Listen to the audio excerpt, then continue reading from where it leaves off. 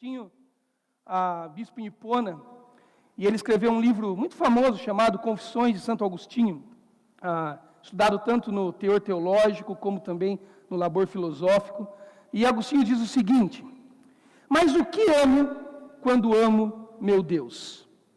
Não a doce melodia da harmonia e da canção, nem a fragrância das flores, dos ungüentos, dos aromas, não o maná ou o mel, nem os membros que o corpo se deleita em abraçar. Não são estes os que amo, quando amo o meu Deus. E contudo, ao amá-lo, é certo que amo a luz de alguma espécie. Uma voz, um perfume, um alimento, um abraço.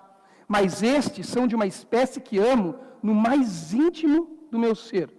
Quando minha alma é banhada pela luz que não está presa a nenhum lugar, quando escuta sons que nunca morrem, quando respira a fragrância que não se dissipa com o vento, quando saboreia os alimentos que nunca se consomem pelo comer, quando se apega a um abraço que não se desfaz pela satisfação do desejo. Eis o que amo, quando amo o meu Deus. Santo Agostinho nos traz essa provocação para nos dizer que o sentido de todas as coisas começa em Deus. Essa semana eu estava ouvindo meu amigo Denis pregar, e ele usou na reflexão dele aquela famosa a ideia que nós falamos sobre prioridades, que primeiro é Deus, depois a família, depois o ministério. Então o Denis foi fazendo algumas análises sobre essa tradição de prioridades que nós carregamos, e ele disse: alguém sempre vai ficar chateado quando você colocar as coisas nessas perspectivas de prioridade. Então ele fez uma proposta, uma proposição. Ele disse: por que não colocarmos Deus no centro? E permitir que todas as coisas sejam convergentes e possam convergir a esse Deus que é o centro de todas as coisas. É isso que Santo Agostinho está falando. Santo Agostinho está falando que o amor dele não está nas coisas da criação, mas o amor dele está no Criador das coisas. Santo Agostinho está dizendo, ele não ama a comida, ele não ama o aroma das flores, ele não ama o calor do abraço, ele ama Deus. Mas quando ele ama Deus, ele ama o cheiro das flores, porque ele sente e o cheiro não dissipa. Ele ama a comida porque ele se alimenta e o sabor permanece. Ele ama o calor do abraço porque ele sente e aquilo fica. Porque Deus é a essência de todas as outras coisas que experimentamos. E é nesse sentido que eu quero considerar com você essa noite a pureza, não como um comportamento ou coisas que fazemos que possam produzir uma realidade de pureza em nós. Mas eu quero considerar a pureza como algo que está estabelecido na realidade construída pelo Deus eterno. A pureza não é um comportamento. Se você quiser tratar a pureza por meio do comportamento, você vai encontrar na história do pensamento, na história da religião, todas as frentes religiosas, todas as considerações religiosas, considerando o comportamento como algo bom. Os cristãos não estão sozinhos, os crentes não estão sozinhos nessa ideia de que o comportamento é necessário, de que a pureza é necessária. Os ascéticos já falam disso há muito tempo. O asceticismo é uma ideia muito famosa que diz o seguinte: é a doutrina do pensamento ou da fé que considera a ascese, ou seja, a disciplina e o autocontrole estritos do corpo e do espírito, como um caminho imprescindível em direção a Deus, à verdade ou à virtude. Não é o cristianismo, não são os crentes, não é a Igreja Batista Maranata, as igrejas de São José, os crentes dessa cidade, dessa região, que buscam um comportamento de pureza. Todas as ordens, as frentes filosóficas, religiosas, falam de comportamento. Se você voltar lá na filosofia clássica, no mundo pré-socrático, você tem, por exemplo, em Parmênides, um filósofo pré-socrático que dizia que a única maneira de você chegar ao uno, ou o que ele chamava a Deus, o ser que ele chamava, é por meio da conduta de um pensamento puro, de um comportamento puro. Sócrates, o pai da filosofia grega, ele dizia que o asceticismo era necessário, a doutrina da autodisciplina e do autocontrole era necessário para que você vivesse uma vida decente. Por isso Sócrates passou a vida dele na Grécia pregando contra as ideias gregas que entravam na mente dos jovens de Atenas. E Sócrates dizia que aquilo era mal, eles tinham que ter um autocontrole. A ideia de Sócrates de conhece a ti, a ideia dele era conhece a sua própria alma. Tenha um autocontrole, busque disciplina. Platão, aluno de Sócrates, foi pelo mesmo caminho. Adotou o conceito de verdade de Sócrates.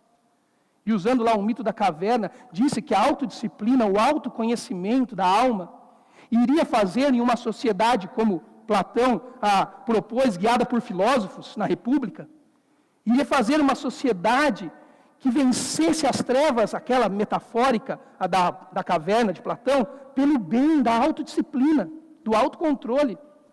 O budismo fala disso. O estoicismo, do período helênico da filosofia, os estoicos, que pregavam esse ascetismo, essa autodisciplina, dizendo que para você chegar a essa intrínseca relação com a natureza, ou o Deus, que para eles era a natureza, era necessário disciplina, autocontrole, fugir das paixões, dos desejos. Se você quer falar de pureza por meio dos comportamentos, deixa eu te contar uma coisa, nós não estamos sozinhos. Por séculos, pessoas têm falado disso. Se você quer relacionar pureza ao comportamento, ao que você vai escolher amanhã cedo, hoje à noite, quando você chegar em casa, se você quiser relacionar pureza, num primeiro momento, eu não estou dizendo que isso também não tem uma relação como produto final, mas em um primeiro momento, se você quiser relacionar pureza, há uma discussão sobre masturbação, sobre sexo antes do casamento, sobre pornografia, sobre a luta contra essas coisas, uma autodisciplina, um autocontrole, há uma renúncia sobre essas coisas. Se você quiser relacionar pureza, a discussão mera e simples disso, num primeiro momento. Como disse, obviamente que o resultado final também chega nisso. Mas nós não estamos falando sozinhos. Todas as outras religiões vão falar conosco. Todas as outras correntes filosóficas vão sentar na mesa e vão bater um papo interessante com a gente. E vou dizer uma coisa. Talvez para algumas, a gente até perca. No que diz respeito ao estrito comportamental. Então o que eu quero propor essa noite para você é que sim, o diálogo da pureza vai tratar do nosso comportamento. Mas ele não começa ali. Ele começa no Evangelho do Senhor Jesus Cristo de Nazaré. E é disso que eu quero falar. Quando a religião fala, a religião, e aqui eu falo a religião no seu estado mais pejorativo dela, o símbolo sem significado. Quando a religião fala, a religião começa o diálogo dos imperativos para os indicativos. A religião está preocupada em dizer para mim e para você o que você deve fazer. A religião está preocupada em dizer para mim e para você quais são os seus comportamentos necessários para que você seja o que ela diz que você deve ser. Quando nós deixamos a religião essa, do símbolo sem significado, e vamos para o Evangelho. O Evangelho, ele vai do indicativo para o imperativo. O Evangelho, antes de dizer para nós o que devemos fazer, o Evangelho diz para nós quem nós já somos em Cristo Jesus. Toda a Bíblia fala disso. Isso não é assunto do Novo Testamento, gente. A lei está lá no Antigo Testamento exatamente para condenar a nossa insuficiência de atender a demanda excelente do Deus eterno. Olha os 10 mandamentos, o decágulo lá em Êxodo 20. Antes do Senhor Deus dar os mandamentos, as ordenanças, os imperativos da lei, Ele começa a sessão dizendo: eu, o seu Deus que te tirei da terra do Egito. Antes de Deus mostrar os imperativos bíblicos, a Bíblia fala dos indicativos em Cristo. Antes da Bíblia dizer para mim e para você como devemos nos comportar e como devemos ser, a Bíblia já diz quem em Cristo Jesus nós somos. Amém? Agora a gente pode falar do que fazer. E é nessa perspectiva que eu quero conversar com você, então. Não na perspectiva da religião, aonde todas estão falando o tempo todo essa mesma coisa. Mas naquela perspectiva de Agostinho, de que tudo começa em Deus. Ele é o centro da convergência e revelou todas as suas boas intenções indicadas no Filho Jesus Cristo, que agora, habitando em nós por meio do Espírito, possibilita, por meio do Evangelho, que nós sejamos tudo o que Ele espera que nós sejamos. O que eu quero dizer para você é que o Evangelho da graça, ele não parte da renúncia, mas o Evangelho da graça parte da apropriação. O Evangelho da graça não começa a conversar com você essa noite, perguntando para você e para mim, o que nós vamos abandonar conosco, dizendo o que ou do que nós já nos apropriamos. O que nós vamos abandonar, o que nós vamos adquirir, será natural, enquanto natural é.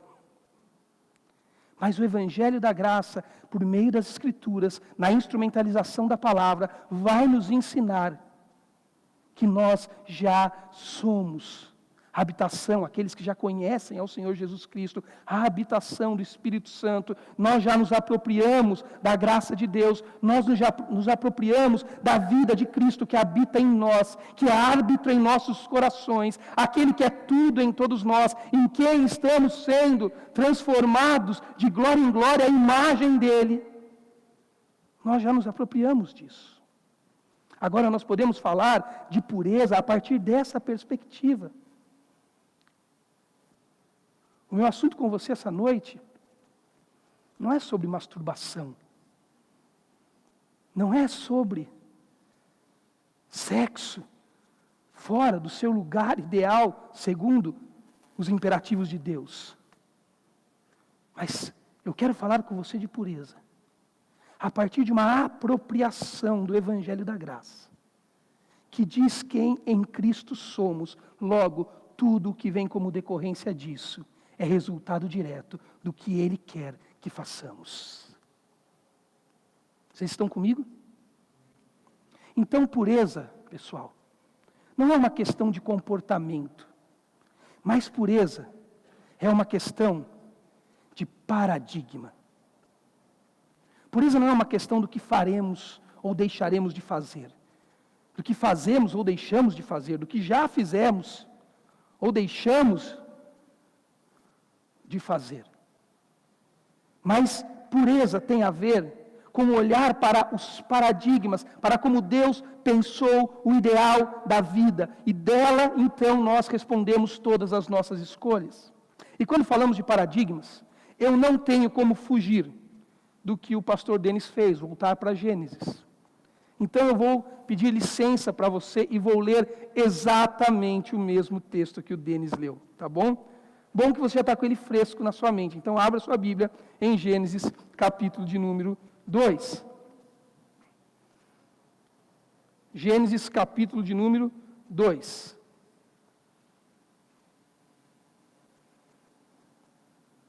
O Gênesis fala da ideia dos princípios, ou do protótipo da realidade que Deus criou.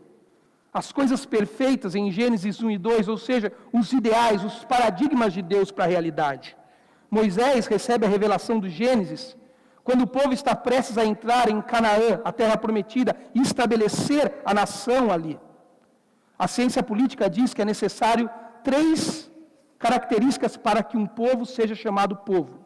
É necessário que ele tenha gente, que ele tenha terra e que ele tenha lei. Deus deu um povo cheio de gente para Israel, no ventre fértil que foi o Egito. Saíram para o deserto, rumo a Canaã, aonde Deus daria terra para o povo. E agora, Moisés, recebendo a revelação de Deus, no Gênesis, Deus vai dar as leis para o povo, mas também indicar no Gênesis 1 e 2 os paradigmas da criação, os paradigmas sociais, os paradigmas de casamento, os paradigmas da relação em sociedade, os paradigmas da relação com a natureza, da relação com Deus, consigo mesmo, com o próximo, com o meio. Quando você volta para Gênesis 1 e 2, todos os paradigmas de Deus estão estabelecidos em Gênesis. E eu quero trabalhar com você em poucos minutos paradigmas em 3 dimensões em Gênesis. Eu quero falar com você dos paradigmas da criação em relação à pureza. Eu quero falar sobre os paradigmas da queda. Então vamos olhar rapidamente Gênesis 3. E eu quero falar com você sobre os paradigmas da redenção.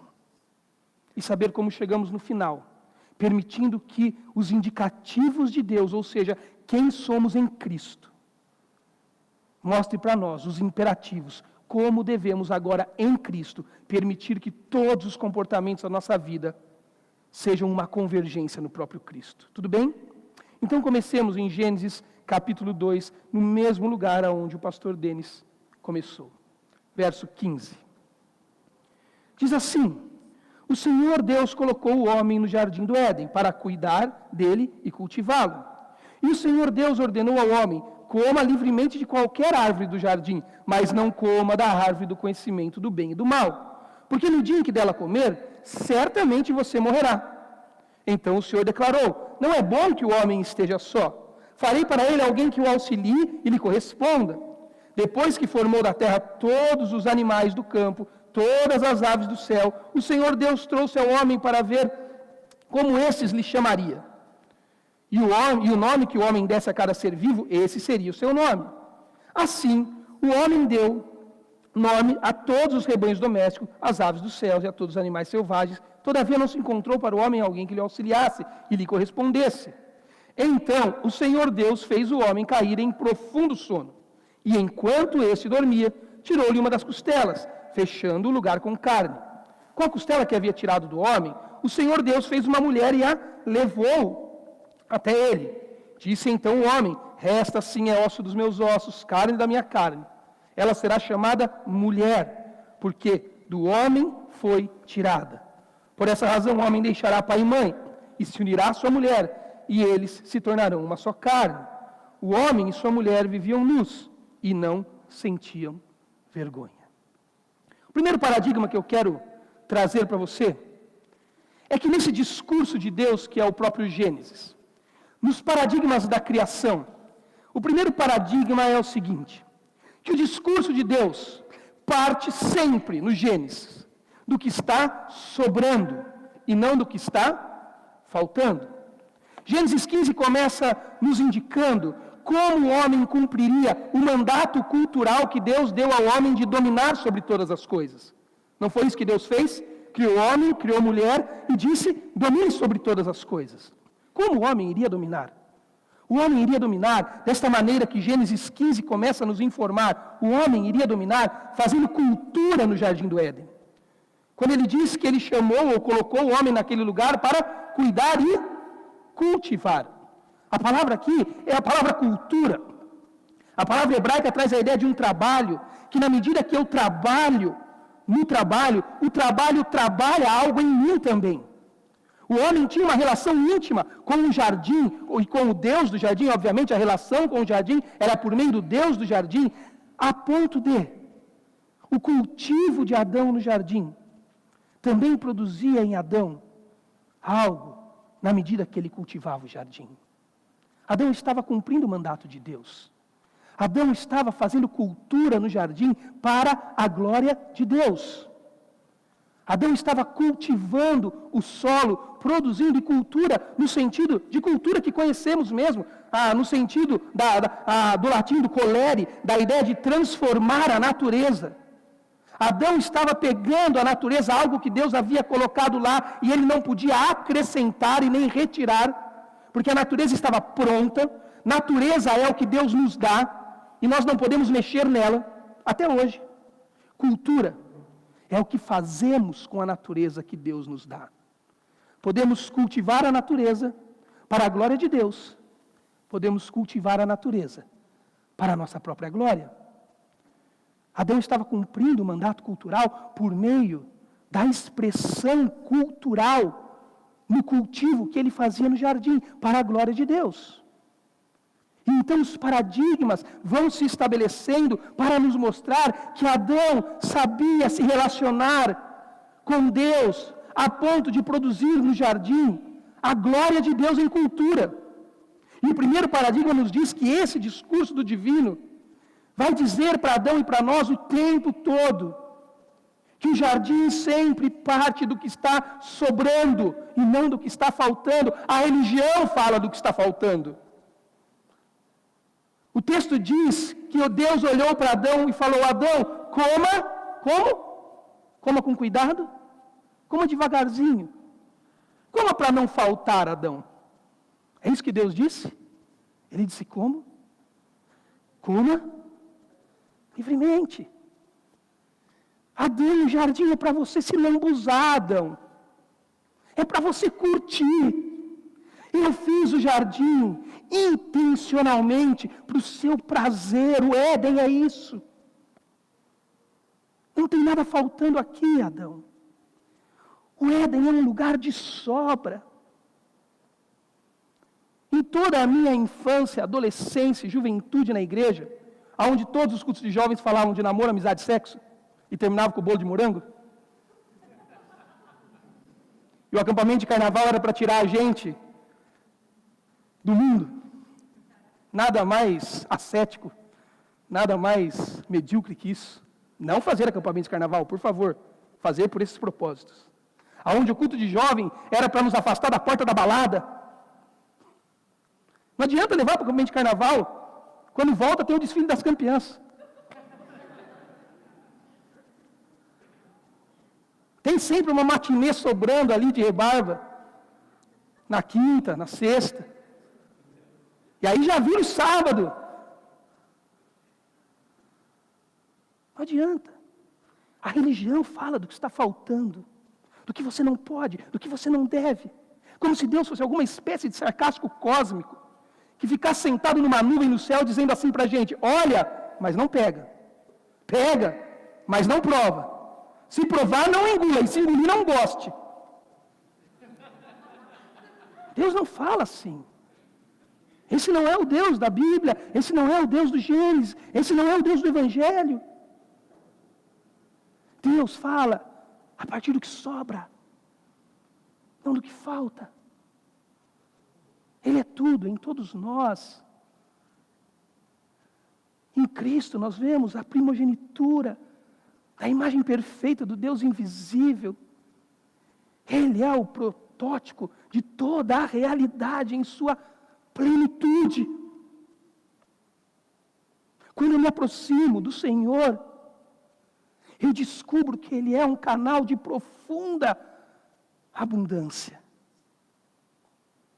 O jardim é um lugar do prazer. Nada falta nesse lugar. Mas aí você fala assim para mim: Joel, leia o texto mais cuidadosamente. Você está lendo errado.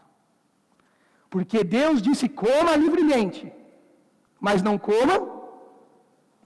Como continua? Da árvore do conhecimento do bem e do mal.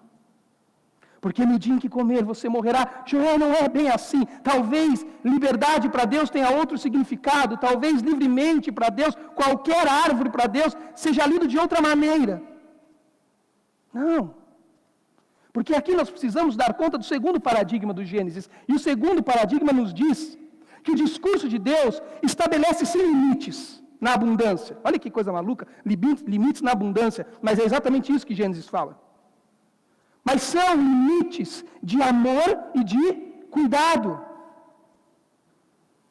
Os limites do Gênesis não são meras restrições tolas.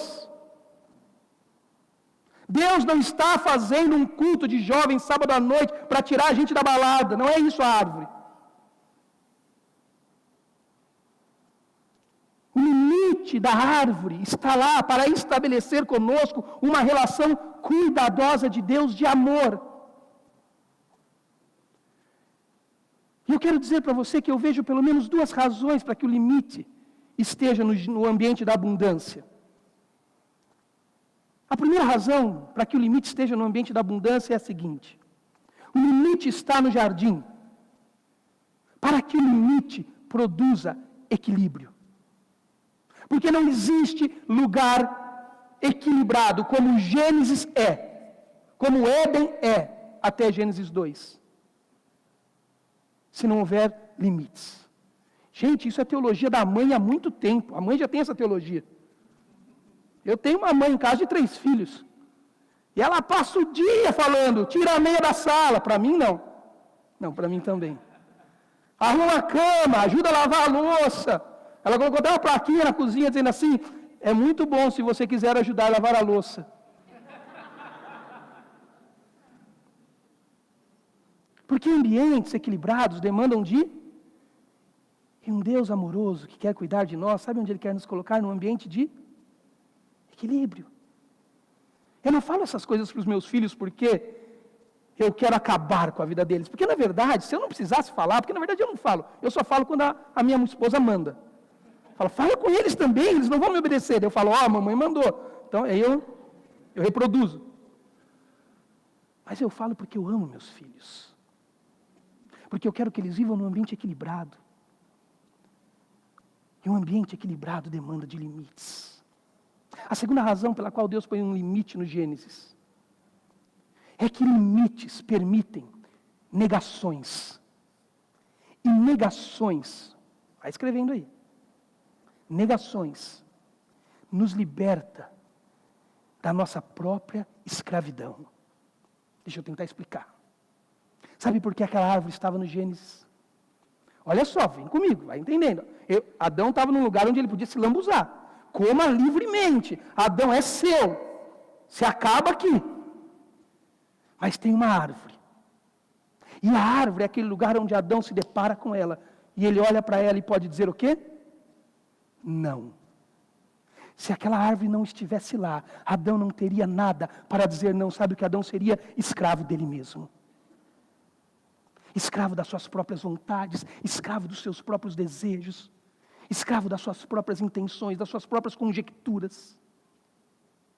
A liberdade na plenitude, no conceito divino, só é possível quando existe limites para equilibrar o ambiente e limites para produzir barreiras de negação. Se nada for dado a mim como uma possibilidade de negação, sabe que o Joel será? Escravo dele mesmo. Eu falo tanto isso com a minha filha de 10 anos, que vai fazer 11 agora. Quando ela está naqueles momentos de loucura, arrancando os cabelos, porque aí já está quase virando mocinha, daí os hormônios vêm, eu não sei como lidar com ela. Já não sei mais como abraçar direito. É tudo novo, eu só peguei no colo até hoje. Eu falo o tempo todo, Aninha, você precisa se libertar de você, filha. Você precisa, em Cristo, vencer essa escravidão que te assombra. Esse é o paradigma do limite. O limite está lá para estabelecer um cuidado amoroso de Deus. O limite não retira o ambiente da abundância e da liberdade. Ouça isso. Isso não entra na cabeça humana, porque para nós, a abundância, sabe o que é? A abundância é tudo. Sabe o que é tudo no grego? Te dá uma lição de grego, que não adianta nem ser ir no seminário, perguntar para o Sacha, que é PhD, que ele não vai te explicar. Só eu sei isso. Sabe o que é tudo no grego? Sabe o que é?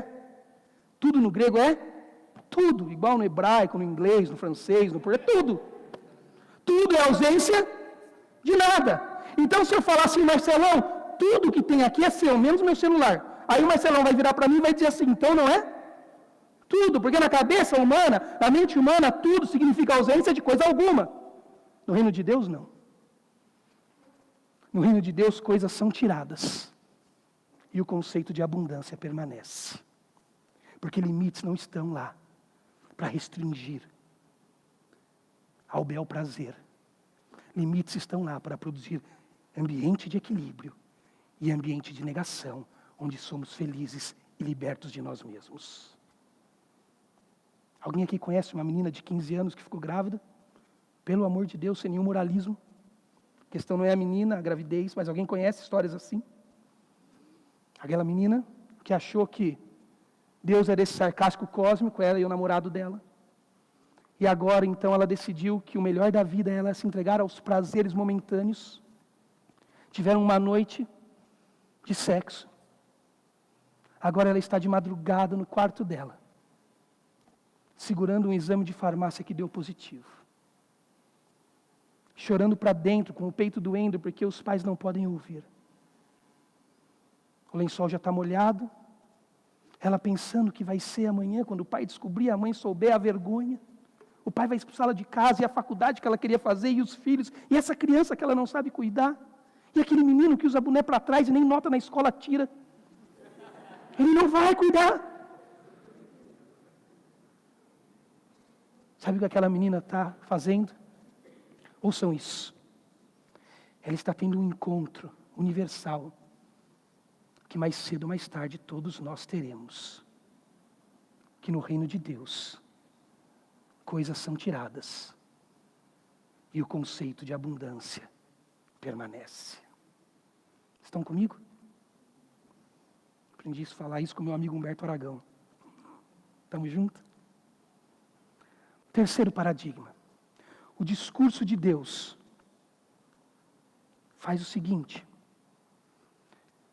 ele contorna e colore toda a realidade. Olha o que diz Gênesis, na continuação, verso de número 18. Então o Senhor Deus declarou: não é bom que o homem esteja só. Farei para ele alguém que o auxilie e corresponda. Depois ele formou então todos os animais, e depois de formar todos os animais, o Denis já leu com vocês, vamos ganhar tempo, ele chamou o homem para fazer o quê? Dar nome aos animais e encontrar entre os animais alguém que lhe correspondesse. Deus viu que tudo que ele criou era bom, não que estava faltando algo, Deus ainda estava projetando o que estava acontecendo ali. E ele sabia, mas Deus sempre produz uma interação com Adão. Adão está nitidamente precisando de alguém que auxilie, lhe corresponda, o complemente intelectualmente, fisicamente, emocionalmente. Deus cria toda a fauna, coloca a fauna no meio da flora. E como ele chamou Adão para dominar sobre a realidade, fazendo cultura, agora Adão precisa nominar a realidade. Um filósofo muito famoso chamado Michel Foucault, que escreveu A Ordem do Discurso, As Coisas e as Palavras, Vigiar e Punir, ele tem essa teoria da lógica do poder, e o Foucault diz o seguinte: o Foucault diz que todo mundo, como que é, Paulo, que ensinei no seminário, todo mundo que... Fala alto para eles ouvirem. Está vendo que nós somos um bom professor? Todo mundo que nomina, domina. Adão tem que dominar sobre o jardim. Então o que ele tem que fazer agora? Nominar o jardim. E Adão não tem dificuldade com isso. Sabe por quê? Porque Adão sai por uma natureza que Deus contornou e coloriu. E Adão não tem a menor dificuldade de nominar, dominando uma realidade que ele vê pelos olhos do Senhor Deus. Adão não chama a macaca de hipopótama. Adão não chama o cachorro de girafa. Adão não mistura espécies, não confunde gêneros. Adão consegue dominar, porque ele sabe nominar. Adão administra a nominação do Éden, porque ele está dominando na cultura do divino. Olha que coisa!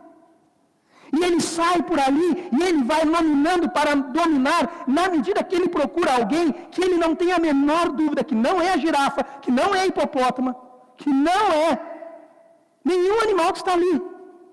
Adão dá de cara num muro da realidade, aonde ele chega e diz: opa, Eva não está aqui. Se Adão fosse seguir o pastor do nosso século, Friedrich Nietzsche, que desenvolveu a teoria da transvaloração dos valores, é isso que Nietzsche fala quando ele mata a Deus.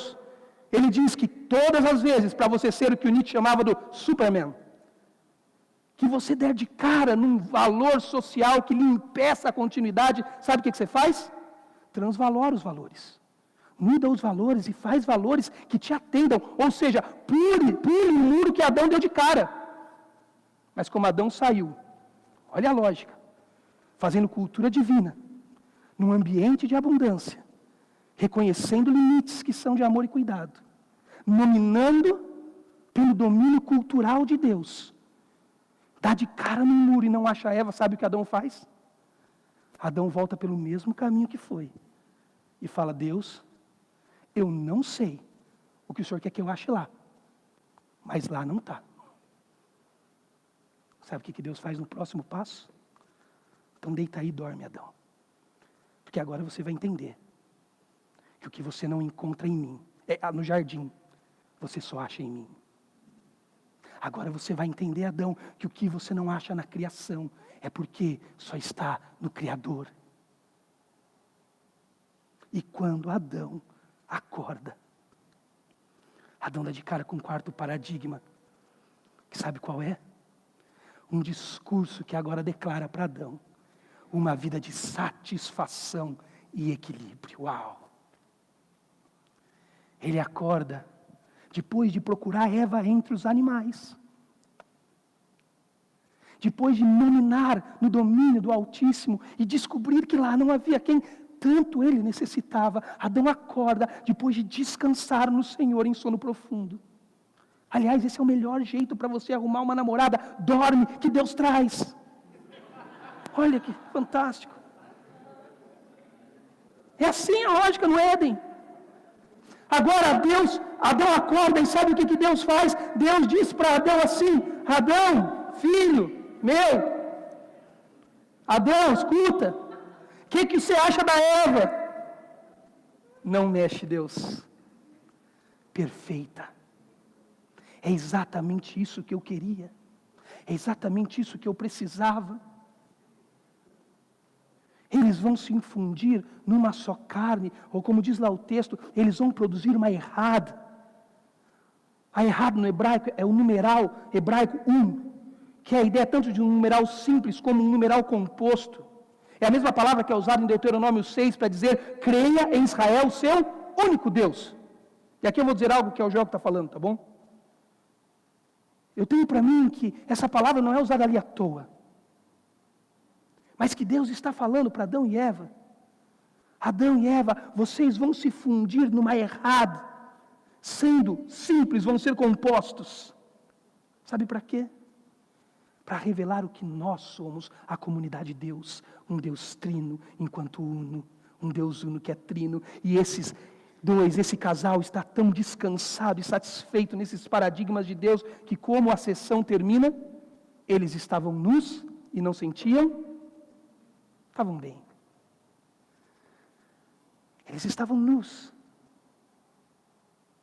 O pecado tirou essa possibilidade. Até no casamento nós temos que levar tempo para conseguir conviver com essas questões. Eva olhava Adão com os olhos de Deus e via Deus em Adão. A imagem, a imago dele, a substância, a representatividade de Deus estavam em Eva para Adão e estavam em Adão para Eva. Havia um paradigma agora no discurso do Altíssimo de total satisfação e equilíbrio nas relações. Esses são os paradigmas da criação. O discurso de Deus fala sempre do que sobra, nunca do que falta. Ele estabelece limites que não produzem uma falta, mas que produzem barreiras de amor e cuidado. Ele discursa contornando uma realidade que Adão não tem o menor problema de defini-la por Deus. E quando Adão define, ele descobre as suas faltas.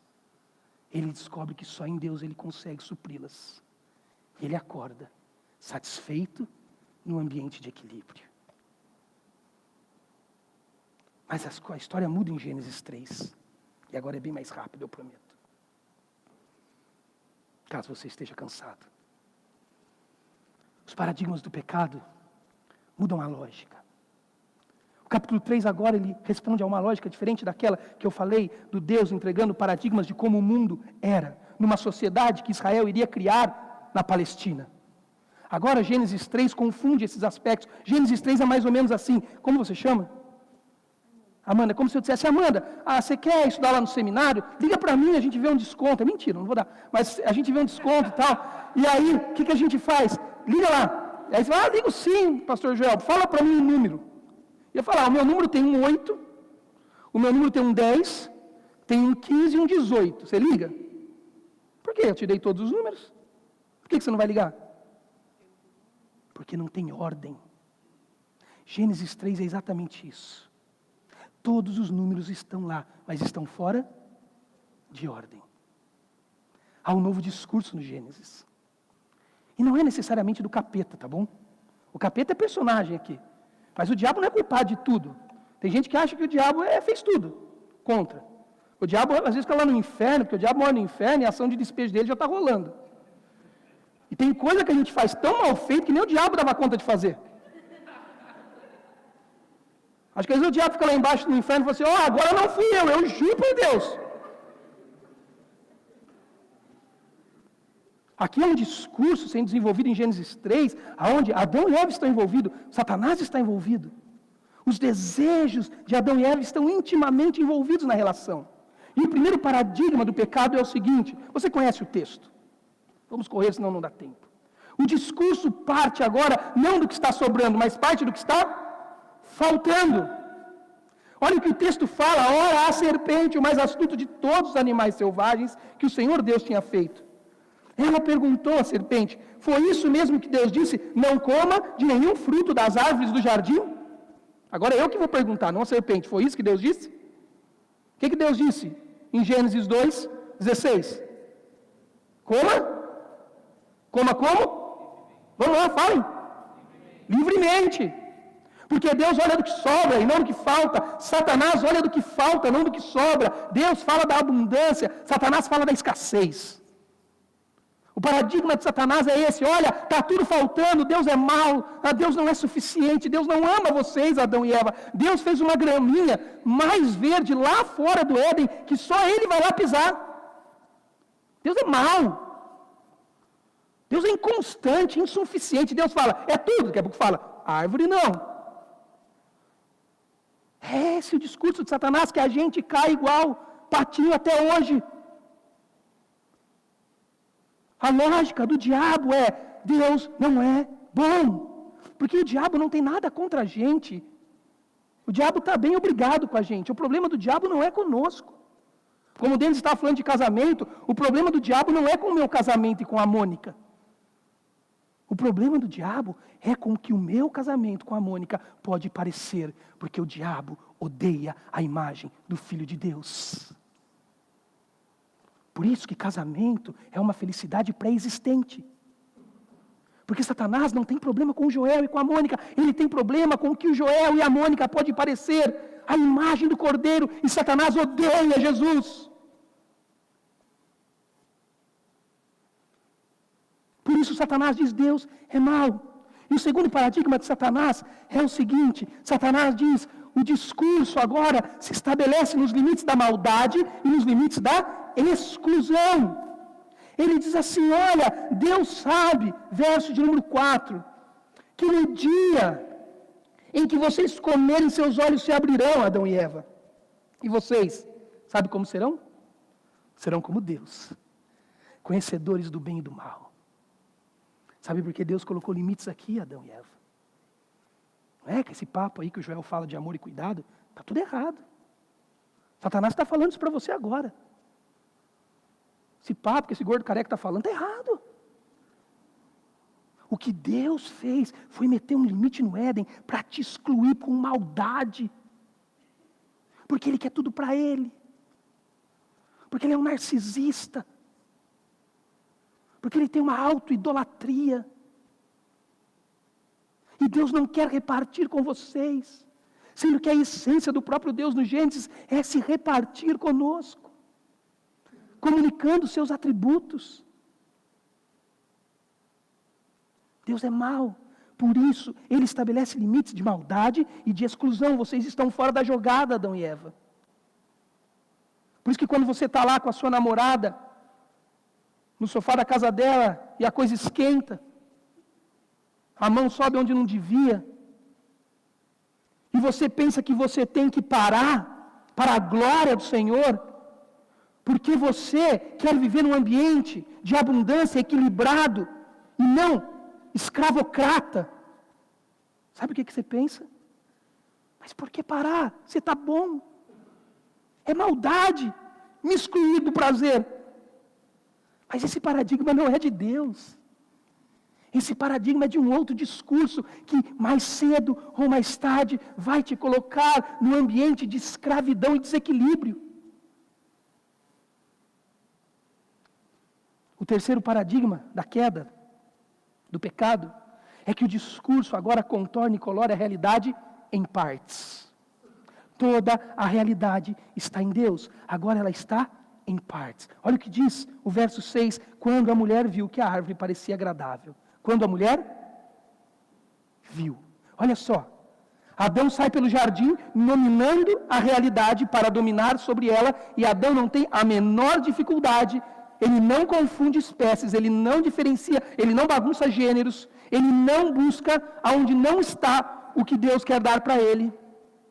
Tudo que ele faz olhando pelos olhos de Deus. Ele consegue olhar Eva nu e não ter vergonha, porque ele olha a Deus nela. A lógica é, Deus vê e Adão e Eva se movimentam no que Deus vê. Agora o verso 6 começa como? A mulher viu. Meu amigo Paulo Tavares, que alguns de vocês conhecem, do TBB, Paulo Tavares chama isso da queda dos sentidos. Os sentidos de Eva sofrem com o pecado. Eva não vê mais como Deus vê. Eva não percebe mais como Deus percebe. Por isso vem um quarto paradigma que diz um terceiro paradigma que diz o seguinte, que devia estar 4, mas está 2. O quarto paradigma que diz o seguinte, olhem só, não percam por causa do 2. O discurso agora termina em uma vida de insatisfação e desequilíbrio. Escutem bem a lógica. Isso daqui é uma narrativa, literal, real, mas uma narrativa. Eva e Adão no caso, ele nomina o mundo por Deus. Ok? Tudo que ele faz pelos olhos de Deus. Então ele olha para Eva e diz, é essa mulher, e ele tem equilíbrio na relação com Eva. Agora Eva, ela olha a árvore, ela dá sentido às coisas que vê, ela interfere. Por isso que o primeiro pecado da realidade, sabe o que é? É um pecado hermenêutico. Ah, Deus, mas eu acho que deveria ser. Deus não está nem aí com o que você acha. Deus já estabeleceu a realidade, já contornou, já coloriu, e ela está na sua totalidade. Você não pode vê-la em partes, pelo seu olhar hermenêutico, interpretativo. Agora, Eva interpreta a realidade em partes. Sabe qual é a próxima questão? Agora Eva, lá no verso 7, diz assim o texto. Eva e Adão estavam nus e tinham o quê? Vergonha. Há uma profunda insatisfação. Deixa eu tentar te explicar por que é uma insatisfação. Adão anda no jardim, não encontra Eva, volta e diz, Deus não está lá. E Deus põe ele no sono e traz o que falta. Agora Eva vê e deseja. Sabe o que Eva vai fazer? Ela vai atrás do que ela quer. Aqui nasce o conceito de utopia. Utopia, dizem que quem falou isso é Eduardo Galeano, não sei se foi mesmo, porque há algumas questões contrárias a isso, mas um jornalista uruguaio que faleceu recentemente, que quem é da área das humanas deveria ler o livro dele, As Veias Abertas da América Latina. Mas o Eduardo Galeano diz o seguinte, ele diz que utopia é toda aquela realidade que quando você dá um passo em direção a ela, ela faz o quê? Ela dá um passo para longe de você. Olha o que está acontecendo no jardim agora. Eva viu, desejou e foi buscar. Na hora que ela pegou ela, sabe o que o fruto fez? Deu um passo para longe de Eva. Sabe o que Eva fez no outro dia quando ela acordou? Viu, desejou e foi buscar. Ela pegou, comeu. Sabe o que o fruto fez? Deu um passo para longe dela. Você conhece alguma vida assim? Ou só eu? É assim que eu acordo todos os dias. É o que Platão chamava de ágape, o desejo das ausências. A minha filha é assim. A minha filha queria um patinete da Hello Kitty, eu não tinha dinheiro, eu sou professor da Palavra da Vida. Aí eu fui na loja, tinha um patinete igualzinho, só que sem a Hello Kitty no adesivo, e aí eu quis comprar, ela não quis, ela chorou, berrou, gritou. E eu, como um bom pai, sei disciplinar e tal, o que eu fiz? Comprei o patinete. Me endividei, passei no cartão. Ela andou 2 vezes no patinete, sabe onde o patinete está? Ele jaz no baú dos desejos atendidos. Ela quer outra coisa. Essa é a queda dos sentidos. Eva acaba de experimentar um profundo sentimento de insatisfação. E agora ela olha para Adão e ela fala: está sem roupa. Desequilíbrio. Achou que os limites não eram de amor e carinho. Achou que a abundância não se estabelecia em limites. Achou que a realidade colorida e contornada por Deus era insuficiente. Ela fez hermenêutica da história. Considerou por ela. E agora ela está nessa desgraça. Correndo atrás de um fruto todo dia. Vendo um homem pelado toda hora. Mas sabe qual é a graça em todos os sentidos dessa história? É que há nela paradigmas de graça. Deixa eu passar isso aqui. Sabe quais são os paradigmas da graça? Rapidamente, para nós terminarmos. Eles são os seguintes paradigmas. O primeiro paradigma da graça é que Deus, Ele oferece provisão, colocando toda a realidade acessível e disponível novamente em Jesus Cristo. Veja a bagunça que o pecado fez. O pecado tirou o conceito de abundância de nós. O pecado reconfigurou os limites para que eles deixassem de ser de amor e cuidado. O pecado deixou de ver a realidade que Deus construiu e coloriu como Ele a fez e começou a ver em partes com a nossa interpretação. O pecado produziu insatisfação e desequilíbrio. Por isso que você está atrás das coisas. Por isso que você deseja a sua namorada levianamente. Por isso que você usa o seu celular irresponsavelmente. Não é porque você é impuro, mas é porque você parou de dialogar com a pureza. Não é porque você não consegue cumprir os imperativos, é porque você ignora o indicativo de quem você é em Cristo. Jesus é o assunto. Agora Adão está lá e Deus vem no soprar da brisa para Adão novamente, em Gênesis 3:8, porque Deus não tem problema, Deus não deitou num divã, Deus não está em crise, Deus não procurou um psicólogo, Deus está bem. O que ele fazia antes de Adão pecar, ele continua fazendo. Só que agora ele chega lá e quem que está diferente? Adão. E ele falou: Adão, cadê você, amigão? A gente sempre conversou, bateu um papo, eu sempre cheguei aqui, você me recebeu. Cadê você? E o Adão responde o quê? Deus, eu tive medo e me escondi atrás de uma árvore. Agora, escute a minha pergunta, filosófica. Que raio de sentimento é esse? Medo que até agora não tinha no jardim. Acabou de inaugurar uma nova realidade. Medo! Que medo é esse? Num lugar perfeito, de limites de amor abundante, de realidade colorida por Deus, aonde surge o medo? Sabe por quê? Deixa eu te explicar, e talvez isso resolva algumas questões da sua vida. Porque o medo não é real. Como o padre Quevedo já nos ensinou, medo não resiste. Medo não existe. Mas Adão sente, correto? Adão sente, mas medo não existe. O que é o medo então, Joel? O medo é um esvaziamento do amor de Deus na percepção de Adão. Adão olhava a Deus, estava desnudo, mas estava tudo equilibrado e satisfeito.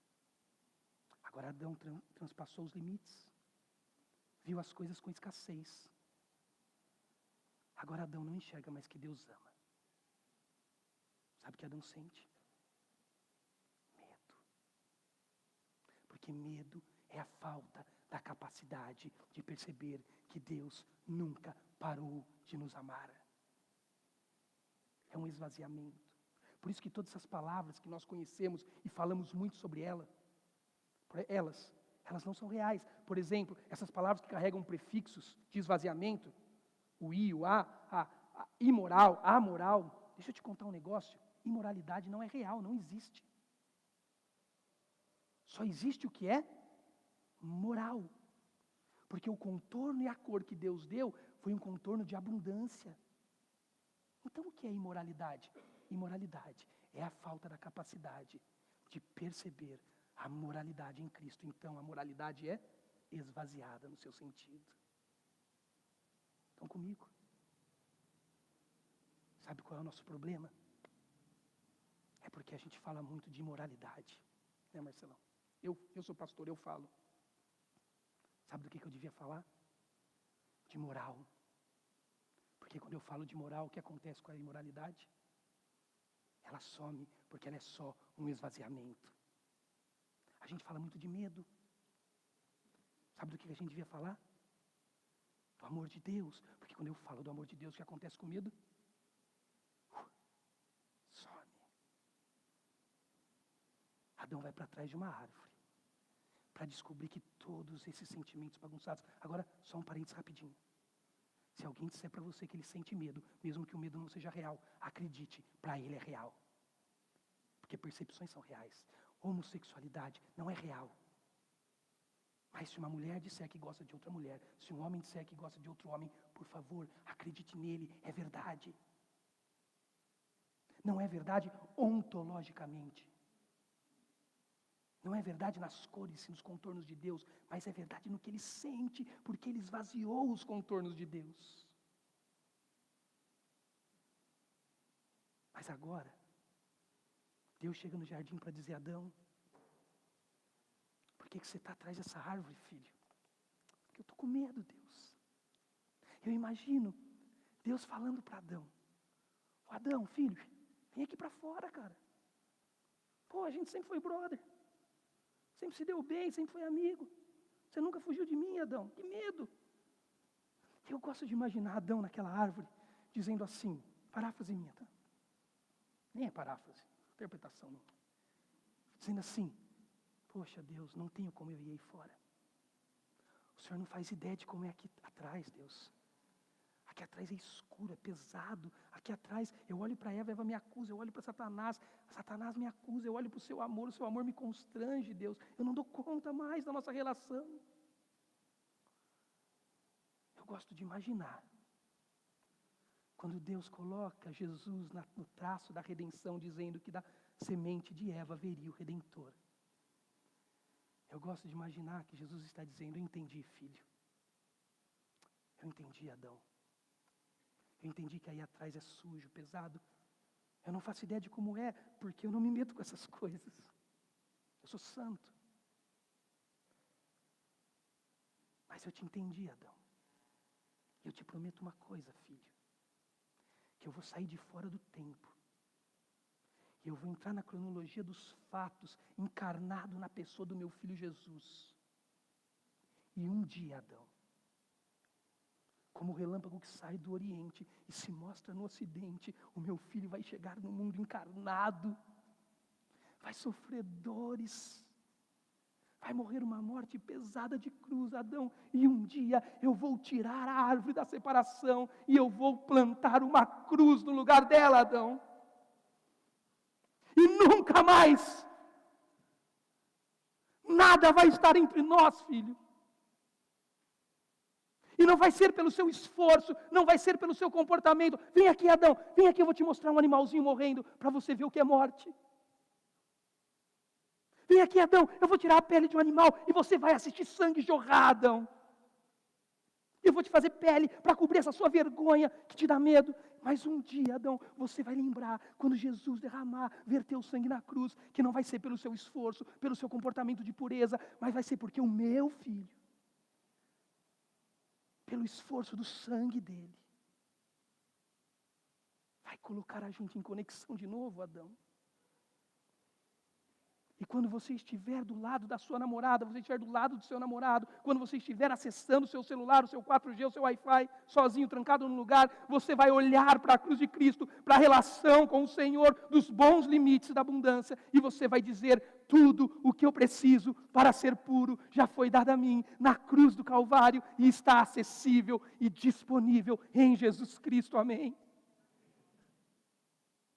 Agora é fácil, mesmo não sendo. Agora tem poder. E por último, agora com Jesus Cristo, eu e você podemos colaborar com as intenções de Deus. Eu amo essa palavra colaboração. O Denis me ensinou que essa palavra vem do labor, do trabalho. Eu cito o Denis, porque o Denis é um dos meus professores da vida. E a ideia da santificação que a gente lê nas Escrituras é real. Eu tenho ensinado lá no seminário, né, Paulo? Que a santificação é uma colaboração. Essencialmente, Deus já fez tudo em Jesus. O efeito disso já foi cabalmente realizado de eternidade a eternidade, do cordeiro que foi imolado ao leão que abre o livro. Sabe o que nós estamos fazendo no meio da história?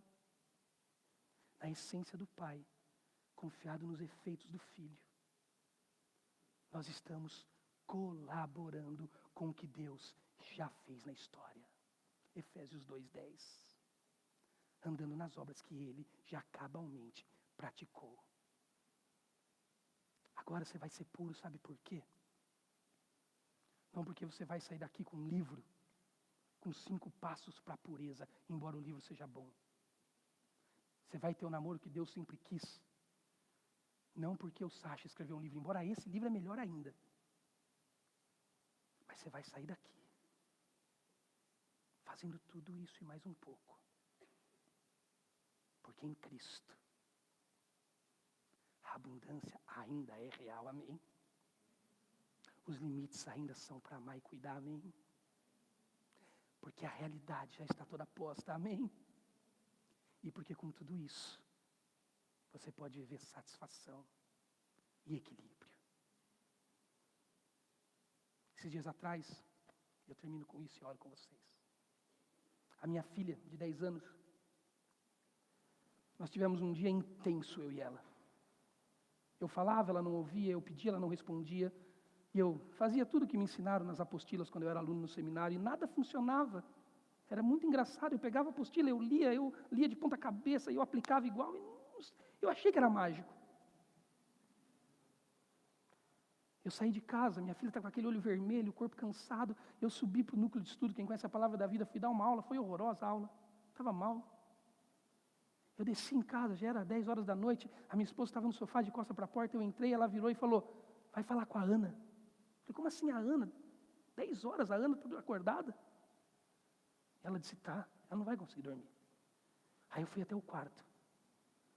E eu falei: filha, a mamãe falou que você quer falar comigo?